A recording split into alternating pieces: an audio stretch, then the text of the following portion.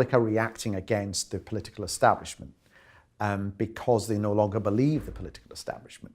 And lots of political comedy has, as its very essence, an attack on the political establishment. So are you therefore encouraging that disconnect between politicians and the public? You know, the more fun you make of politicians, are you encouraging people all the more to turn away from politics?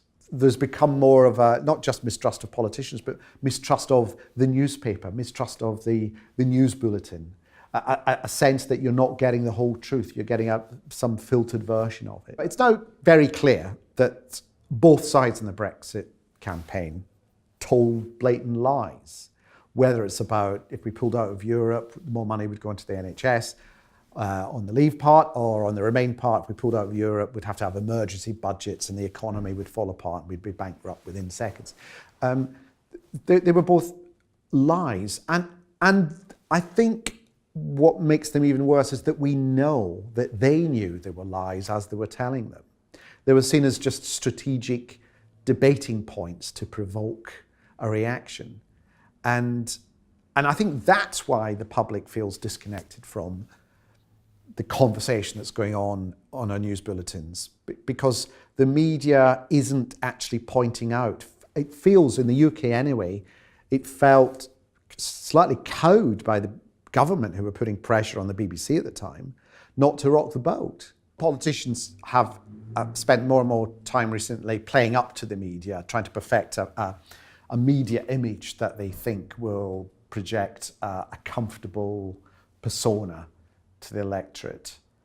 I think to get behind that, to see if that is a true reflection of that politician or not, I think it's much more incumbent on us to be more active in how we use the media. I mean, the media is no longer just these news feeds that you can get on your cable or on your laptop.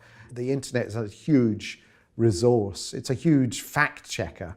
But, and I think what will happen is you'll get more and more outlets that will allow us to be able to analyse what a politician says and see whether it's true.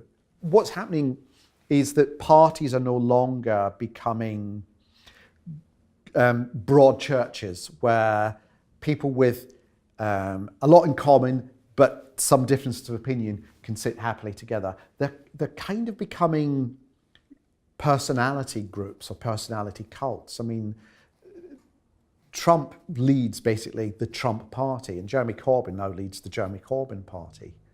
And if you disagree with Jeremy Corbyn, there's no place for you in that party. If you disagree with Donald Trump, you know, you're in an awkward position in the Republican Party. I think that's where we're... And similarly, you know, the David Cameron party didn't work, so we now have the Theresa May party, where Theresa May feels that her first course of action is to immediately reject everything that David Cameron did, because it's no longer the David Cameron party. And I find that a worrying trend, because it sort of means that these political parties don't have any long-term future. You know, they will rise and fall alongside whoever they're named after.